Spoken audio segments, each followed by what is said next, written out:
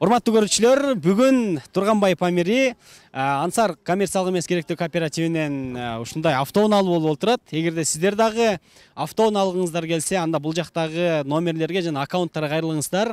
35 жана 50% менен көп убакытта, узак убакытта бөлүп төлөө жолу менен автоунаа алып болсоңуздар болот.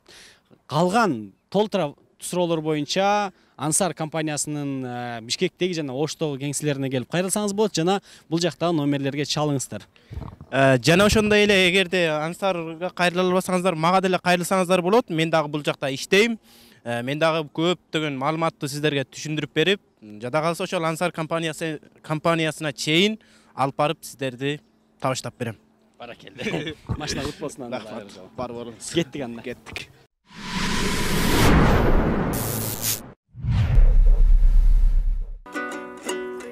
Açıldıp çanakların, kuşlar dağılıp kanatların, dolgunup dolgunday sezilici, köpçüldar koşaydıp baratkanın, Calgızımsın, calgızımın, ayarımsın, ayarın.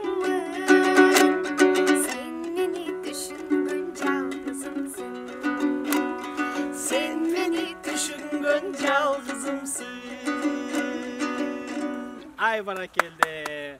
Ассаламу алейкум, Азирет Осмонов YouTube каналынын көрүүчүлөрү, баарыңыздарга салам. Бүгүн Нурайым кайрадан Бишкекке келди, буюрса Аксыдан келди. Чоң жаңылыктарыбыз бар, буюрса. Буга чейин эсиңиздерде болсо, Нурайым менен Аксыга барып интервью алган элек. Ошол интервью бүгүнкү күндө 700 миңге жакын көрүү топтоду десек болот. Анын артынан азыркы учурда Нурайымдын ырлары көпчүлүк жерде хит болуп аткан учуру, ошол эле TikTok'то, Instagram'да жана Казакстанда хит болуп аткан учуру. Биз алдыда Нурайым тууралуу дагы көбүрөөк сүйлөшөбүз. Андыктан эфир кызыктуу болот. Бизден алыстабай көрүп туруңуздар. Нурайым, кандайсың? Жакшы, рахмат. Манайың жакшы? Ооба, жакшы. Кандай келип алдыңар? Жакшы келип алдык. Жакшыбы? Ооба. Айылда эмне жаңылык? Жаңылык окуп атабыз. Бишкек кандай, өзгөрүп турбу? Жагып атабы? Мен жайында келген болчумун, күз болуп калыптыр, ооба, жагат. Туугандар, Нурайым буга чейин Нурайым менен биз жайкысын барып, Аксы жергесине барып чыгарылыш тартканбыз, интервью тартканбыз. Ал жакта бүгүнкү күндө ошол видеонун көрүүсү бир 700 миңге жакындап калыптыр. Андан бери Нурайымдын Instagram баракчасында дагы катталуучулардын саны өстү дегендей. Эми кандай мындай өзгөрүш барбы? Ошондон кийин сени тааныгандар да көбөйүп атабы, кандай болуп атат?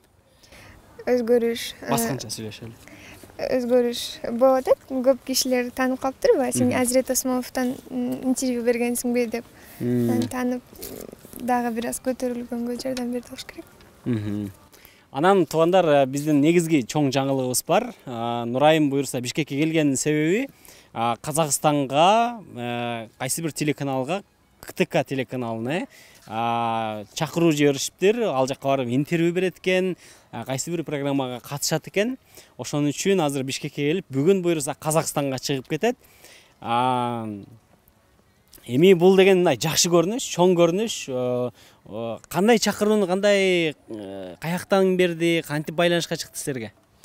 Ошол жагызымсың Казакстанда көп тараган үчүн анан жазып калышты ошол журналисттер. Ошого келип бересиңерби деп.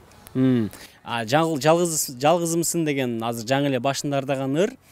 Бул биздин интервьюда тартылган болчу. Ошол интервьюдагы ырдаган жерин кесип алышып, анан TikTok'ко өздөрүнүн видеосуна кошуп, бул аябай тренд болуп кетти десек болот. Бүгүнкү күндө айрыкча Казакстанда аябай хит болуп аткан учуру Нурайымдын үнү менен көптөгөн чоң блогерлер, вайнерлер дагы өздөрүнүн баракчаларына жүктөшүп, бирок аябай популярный болуп атат. Ошон үчүн Нурайымды Казакстанга чакырган болуш керек.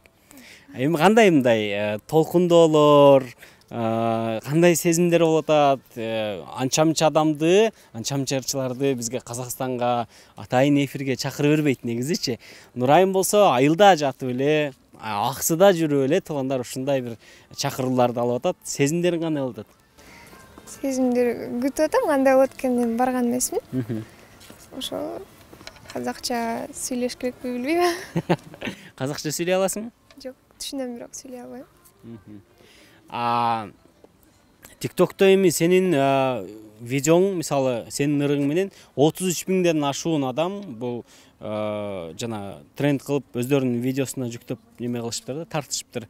Анан сага жазгандар, сени той аркы берки иш-чараларга чакыргандар көп болуп атабы?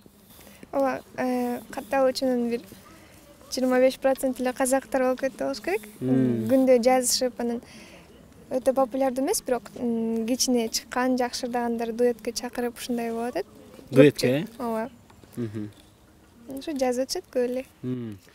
Мектепте кандай болуп атат? Эми мектепте таптакыр эле сен деген мектептин эң звездасы болуп атсаң керек. Ооба, өзүмдүн классташтарым деле сүрөттөргө түшүп элечи. Сени менен, Эми бул жакта апаң менен келиптирсиң, Бишкекке апаң менен баратасың, буюрса, Ооба. Эми кандай пландар? Үйдөгүлөр эмне деп атышат? Буга чейин Нурайым, жөнөкөй эле Нурайым болсо, азыр үйдөгүлөр дагы мындай сенин чыгармачылыгыңа көбүрөөк уже көңүл бура башташтыбы? Ооба, уже түшүнүп баштадык. Эмне кылыш керек экенин, уже интервьюларга барып деле, анан ошо. Интервьюларга барыш керек экенин түшүндүң. Ооба, эми билип калдык да, эми кантип барыш керек, эмнелер керек, түшүнүп баштадым. Буга чейин сен кайсы кесипти тандаарымды жакшы билбей атам деп аттың эле да?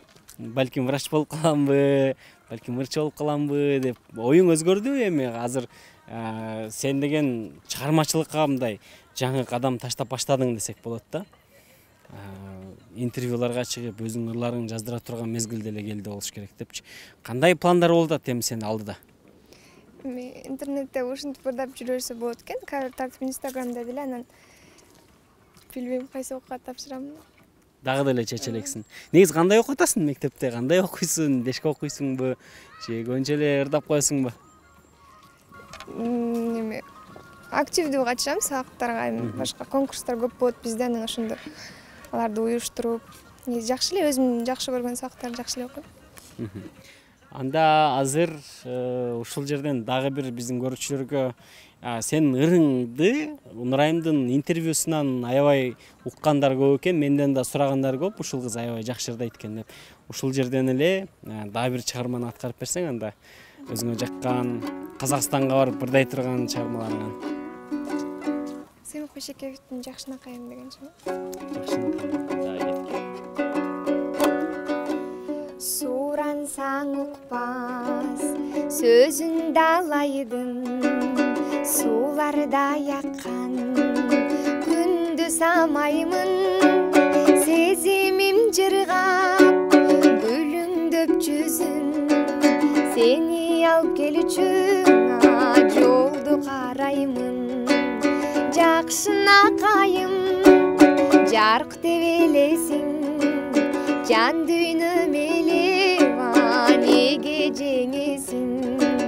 Жашыл жарык нур жаган жол менен, качан келесиң, качан келесиң.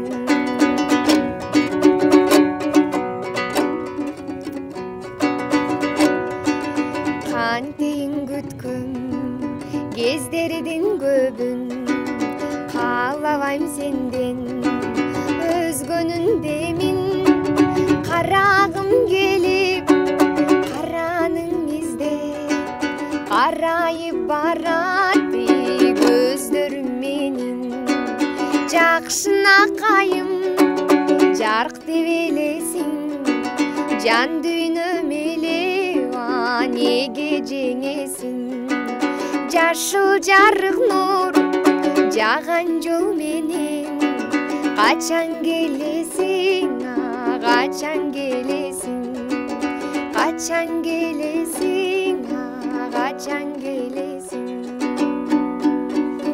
Ай баракелди, кол чабуулар. Толкунбек Курманбековдун Жакшынам деген. Көргөндө сизди башынан, мен болгом сизге ашыккан, катарлаш келбей жашыбыз. Тартылам ага тартылам, издегем көктөн сапардан, байкатпай сизге кабылдым. Тымызын тиктеп жүрөккө салдыңыз ага жалынды. Жакшынам о жакшынам, ашыкмын ага каршыңа. Дүйнөдө бары жакшыдан, кайылмын ага каршыңа.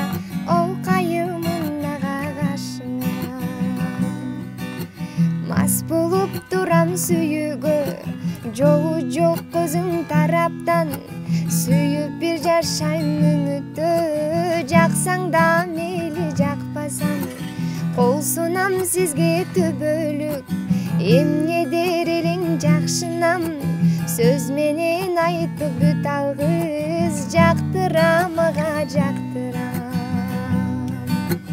Жакшынам о жакшынам, ашыкмын ага каршыңа. Дүйнөдө бары жакшыдан, кайылмын ага каршыңа. О кайылмын ага каршыңа. Эй, бали, кол чабуулар.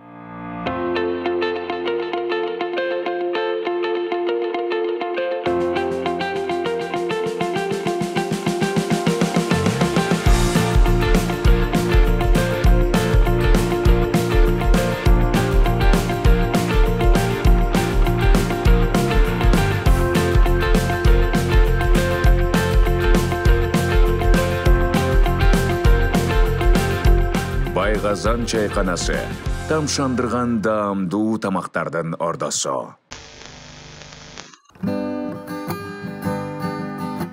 Мен да сени сагынам, сени издеп күндө жалынам. Бакытым гүлүм жан эркем, өзүңдү сүйүп сагынаммын. Караның эңсеп кагылам, кайсы күнү сага кабыламын. Ай кабыламын.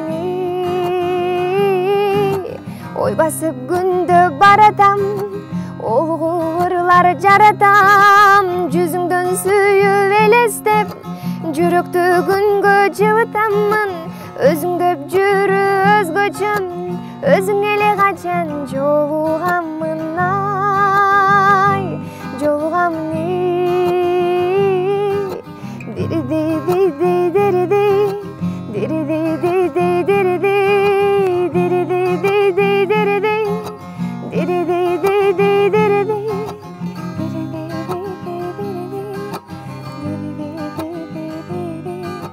Катарлаш басып баратсам, кармасам деймин колуңан. Капилет анан адашып, калбасам деймин жолуңан. Жаныңан артык жан адам, жыргалым сенсиң махаббатым. Ай махаббатым.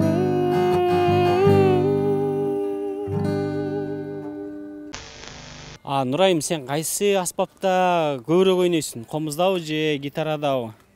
Гитарада көбүрөөк ойнойм. Эмнеге? Жөн эле деп койсуң. Ырга карайм, көбүнчө гитарага түшө турам ыр болсо, көбүнчө гитарада дейм. Азыр эми интернетте мындай кавердаган, анан интернеттердаган жаш кыздар, жаш балдар көбөйбөдүбү? Сенин конкуренттериң кимдер деп ойлойсуң эми? Ушул жерден айтып алдык койсоң. Нурил эже, Мадина эже, Садат эже, Мека эле, Мерим. Мерим, балдарчы конкурент эмеспи сага? Жок, балдардан жок го. Нурбакыттар болуш керек. Сен кайсы ырчыны көбүрөөк угуп, кайсы ырчыны мындай ырчы менен жолуккуң келип, ал менен сүйлөшкүң келет? Ырчылардан Айгерим Расул кызы жагат. Анан Самара Каримованын ырдагандары жагат. Ошол. Түшүнүктүү. Азыр эми келем дагы бир комуз менен, сен комуз менен ырдаганың көпчүлүккө жагып атат. Самара Каримованын Мен атам жакшы адам деген.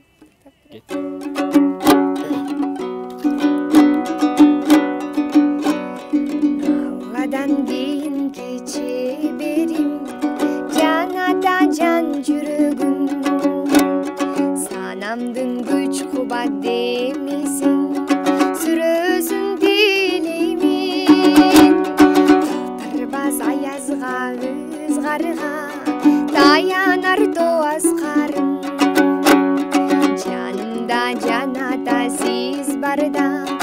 жапжары кар таңым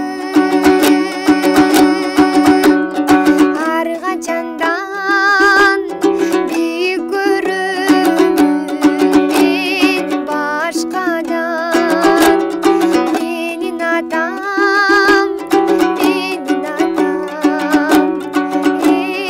жакшы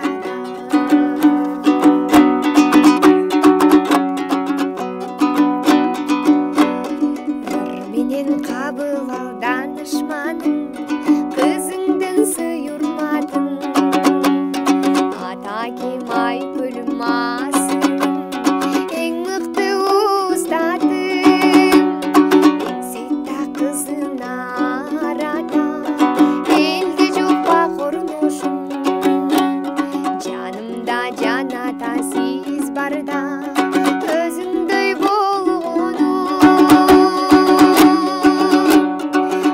качандан бийик көрөмүн мен башкадан менин атам эң жакшы Ай баракелде. Атаң жакшы көрөсүң го? Сен апаңа жакынсыңбы, атаңа жакынсыңбы? Негизи кыздар атасына жакын, анан балдар апасына жакын болот деп айтышат го.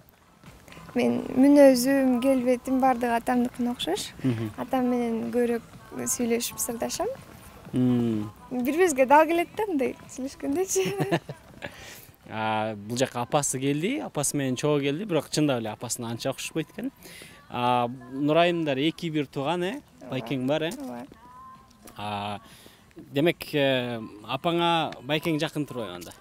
Ооба, ошо экөөнүн характерлери окшош. Байкең апаңа да окшош болчу, Ооба. Эми азыр сенден ыр уккусу келип атат элдердин баардыгы элечи, сүйлөшкөнгө караганда. Давай, дагы бир чыгарма болсун сенден. Кыялбадым, кыйбадыңдар да берейин.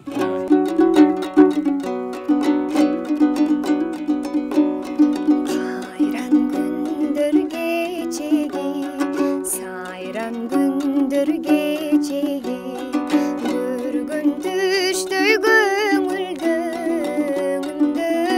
чөбү, бакытыма балаган жарыгы ылайык садагам, жан шеригим жалганда сен элең каалаган.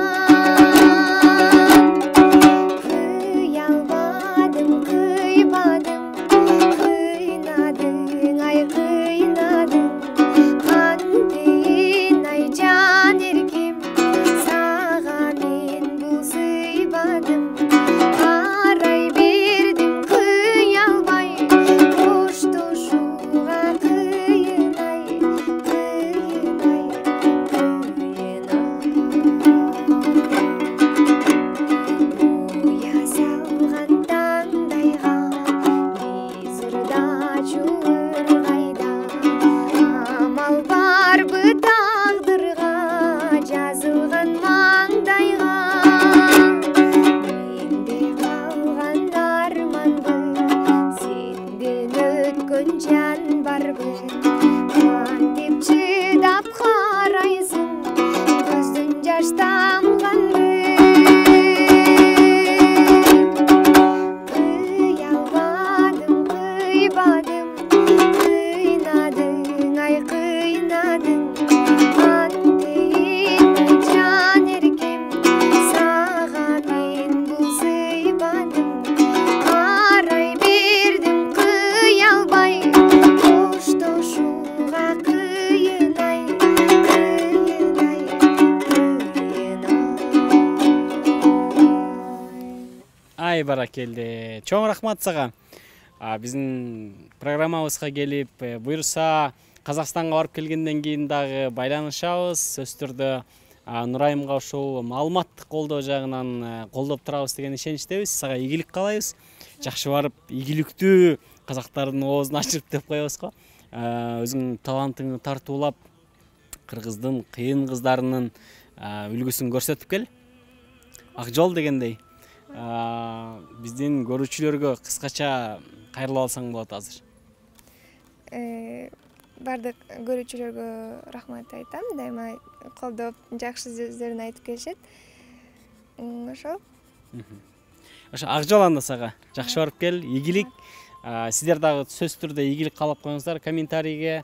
Анан Нурайымдын аккаунтун бул жака жазып коем. Нурайымга катталып, башка дарыларын ошол жактан уксаңыздар болот. Кийинки чыгармаларын, кийинки чыгарылыштан көрүшкөнгө чейин саламатта туруңуздар. Жүр Казакстанга кеттик.